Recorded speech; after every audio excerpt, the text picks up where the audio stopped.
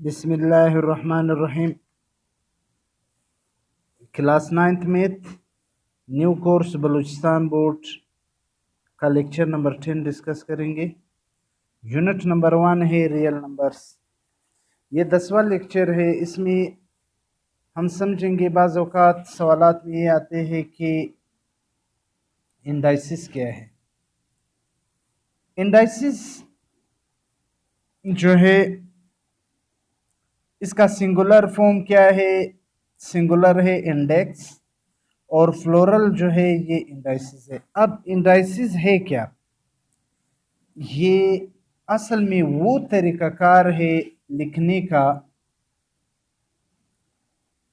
वो तरीक़ा जिसमें हम मल्टीप्लिकेशन, रिपीटेड मल्टीप्लिकेशन को लिखते हैं शॉर्ट फॉर्म में।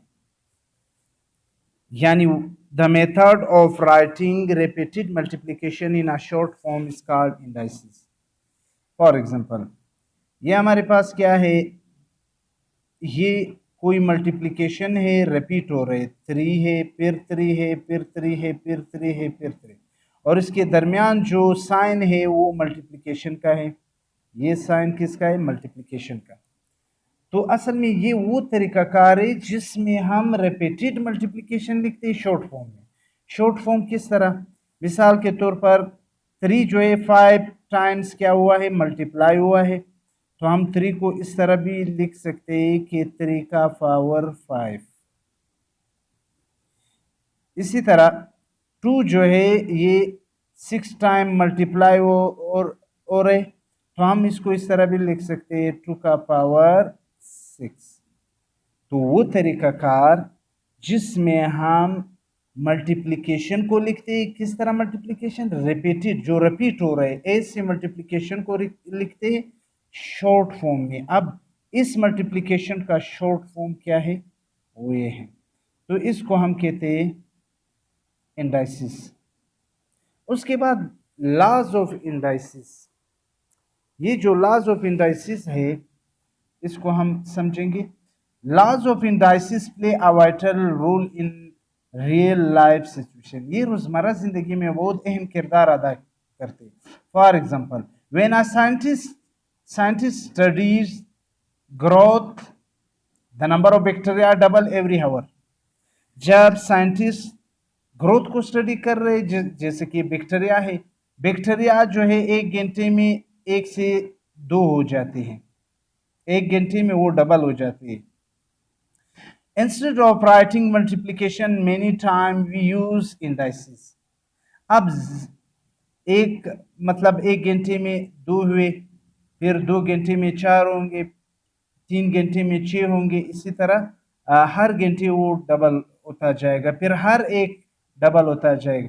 तो इस तरह हम इस तरह नहीं लिख सकते हैं कि अगर हम इस तरह लिखे 2 multiply by 2 multiply by 2 multiply by 2, इसकी जगह फिर हम क्या इस्तेमाल करते हैं? इंडाइसिस इस्तेमाल करते हैं ताकि उसको शॉर्ट फॉर्म में तब्दील करें। If one bacterium double 4 hours, if one bacterium doubles for 5 hours, अगर एक बैक्टीरिया जो है वो डबल हो जाए 5 गुना, तो इसके क्या आएगा? 2 मल्टीप्लाई, क्योंकि ये डबल हुआ है, कितनी बार डबल होगी? कितनी बार डबल होंगी? 5 गुना। एक से पहले गुना जो है 2 हो जाएंगी, 2 से फिर 2, फिर उसके बाद 2, फिर 2, और इसी तरह फिर। इसको हम शॉर्ट फॉर्म में इस तरह लिख सकते हैं कि 2 का पावर 5। तो इसके लिए हमने क्या यूज़ किया? इंडाइसिस यूज़ किया। इंडाइसिस मैथमेटिक्स में असल में वो तरीका है जिसमें हम रिपीटेड मल्टीप्लिकेशन को शॉर्ट फॉर्म में लिख सकते हैं। तो इसके लिए हम ये इस्तेमाल करते हैं। द टोटल इज 2 का पावर 5 इज इक्वल टू 32 है। The laws of indices help make such calculation quick and simple. Laws of indices क्या करते हैं? इसको जल्दी हल करते हैं और सादा। अब मिसाल के तौर पर एक नंबर है, अगर ये 10 गुना जो है ये इस तरह रिपीट हो जाए, तो आप आसानी से शॉर्ट फॉर्म में लिख सकते हैं, डायरेक्ट लिख सकते हैं 2 का पावर 10। तो ये इसका शॉर्टकट तरीका है। उसके बाद लॉज ऑफ एक्सपोनेंट जो हमारे पास है उसके कुछ लॉज है, एक्सपोनेंट्स के कुछ लॉज है। इसमें जो सबसे पहला लॉ है multiplication law of indices. Multiplication law of indices हमारे पास क्या है? The product of same base. अगर दो एक जो बेस किस चीज को कहते हैं, मिसाल के तौर पर मैं एक यहाँ पे मैंने एक नंबर लिखा जिसका पावर m है। ये जो नीचे वाला नंबर है इसको हम कहते हैं बेस, और इसके ऊपर जो है, इसके जो ऊपर नंबर है उसको हम क्या कहते हैं? या पावर कहते हैं, या तो हम इसको कहते हैं एक्सपोनेंट। एक्सपोनेंट। तो यहाँ पे मल्टीप्लिकेशन लॉ ऑफ इंडाइसिस क्या कह रहे? मल्टीप्लिकेशन लॉ ऑफ इंडाइसिस ये कह रहे the product of same basis. अगर दो सेम बेसिस क्या हो रहे? मल्टीप्लाई हो रहे। प्रोडक्ट मल्टीप्लाई को कहते विद डिफरेंट एक्सपोनेंट्स। अगर इसके पावर मुख्तलिफ हो, ये देखो एक का पावर या एक्सपोनेंट क्या है? m है, दूसरे का n है, लेकिन इसके बेसिस जो है वो सेम है। We add their exponent with single base. तो इसको हम किस तरह लिख सकते हैं? इसको हम इस तरह लिख सकते हैं कि हम क्या कर ले, इसका बेस एक बार लिखे और इसकी जो पावर्स है वो क्या कर ले, वो जमा कर ले। कभी भी अगर ए से नंबर आए जिसके बेस एक जैसे हो, पावर मुख्तलिफ हो, तो इसको हम बेस एक बार लिखेंगे और पावर्स ऐड होंगे। इसको कहते हैं multiplication law of indices. Multiplication law of indices कहते हैं।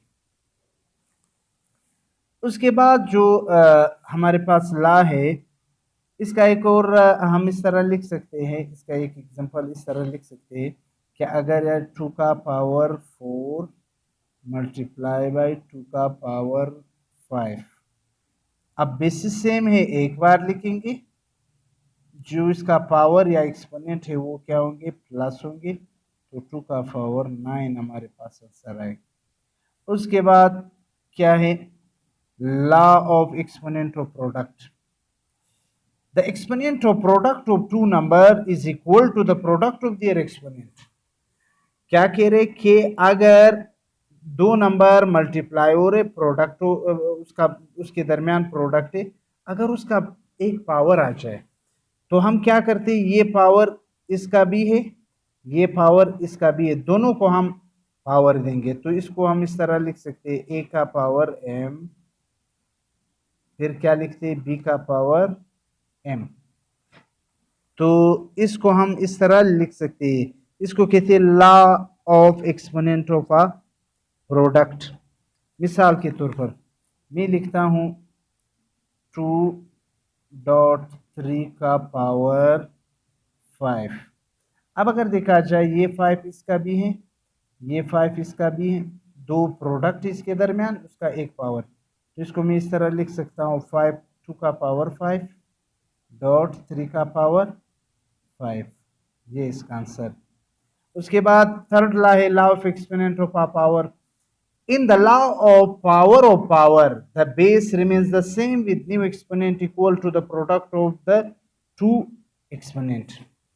अब इसमें क्या कह रहे? इसमें ये कह रहे कि अगर एक नंबर हो, एक बेस है जिसका कुछ ना कुछ पावर है, अगर पावर के ऊपर पावर आ जाए, एक पावर तो है, उस पावर के ऊपर भी पावर आ जाए, तो वो किसके प्रोडक्ट के बराबर है? पावर पावर के प्रोडक्ट के बराबर।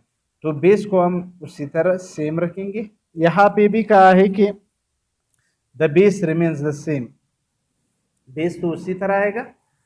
अब जो पावर है, पावर पावर के साथ मल्टीप्लाई करेंगे। ये है, मिसाल के तौर पर मैं इस तरह लिखता हूं कि 3 है, 3 का पावर हमारे पास 2 है, उसका पावर 3 है। तो क्या करेंगे? बेस तो उसी तरह लिखेंगे, बेस उसी तरह आया। अब पावर को पावर के साथ मल्टीप्लाई करेंगे तो इसका आंसर ये है। ये हमारे पास क्या है, law of exponent of power, division law of indices. अगर कोई डिवीजन आ जाए फिर क्या करना है। In the case of coefficient, division को हम कोएफिशिएंट भी कहते हैं, कोएफिशिएंट और डिवीजन। अगर डिवीजन या coefficient of exponent having the same base, अगर बेसिस सेम हो और वो तकसीम में आ जाए, we subtract the exponent of denominator from that of nominator. हम क्या करते हैं, जो डिनोमिनेटर में जो पावर है ये माइनस करेंगे नोमिनेटर के पावर से। किस तरह, ये हमारे पास सवाल है ए एम का अपॉन ए एन, तो क्या करेंगे इसको, इसका इस तरह कुछ करेंगे कि ए एम तो उसी तरह अपनी जगह पे, ये नीचे एन का पावर प्लस में है, जब ये ऊपर आएगा बेस तो उसी तरह ए रहेगा, और ये प्लस किस चीज में चेंज होगा, माइनस में चेंज होगा। फिर बेसिस सेम है, वही पावर्स क्या होंगे, माइनस होंगे, यहाँ पे इस दौरान पावर माइनस होंगे, लेकिन बेस चेंज नहीं होगा, बेस वही ए के ए रहेगा। उसके बाद जीरो एंड नेगेटिव इंडाइसिस, इसमें दो केसेस। जीरो कब आएगा, अब मिसाल के तौर पर ये है a डिवाइडेड बाई 3, इसको मैं इस तरह भी लिख सकता हूँ a का पावर 3 डिवाइडेड बाई a का पावर 3। अब ये 3 नीचे प्लस है, ऊपर आकर के क्या होगा, ये माइनस में होगा, a का पावर 3 मल्टीप्लाई बाई a का पावर -3। अब बेसिस सेम है, एक बार लिखेंगे, इसके पावर्स जो है माइनस होंगे, तो इसका पावर क्या बना, a का पावर 0, इसको कहते हैं 0। ये 0 केस तो हमने सोल्व किया, और जिसका पावर 0 वो 1 के बराबर है। अच्छा, नेगेटिव कब होगा, इसको मैं इस तरह लिख सकता हूँ कि अगर हम इस तरह लिखे a का पावर 2, फिर डिवाइड और बटा बराबर है a का पावर 4, ये नीचे +4 है, ऊपर आ करके ये क्या होगा, ये ऊपर आ करके -4 होगा। अब -4 से जब हम 2 निकालेंगे, बेसिस से में एक बार लिखेंगे 2 - 4, ये +2 है, ये -4 है, साइन बड़े का लगेगा, तो 4 से 2 निकाल लो 2 रह जाएगा, लेकिन साइन बड़े का लगता है। ये नेगेटिव इंडाइसिस है, और ये हमारे पास क्या है, जीरो इंडाइसिस है। तो ये लास्ट है लॉज ऑफ इंडाइसिस।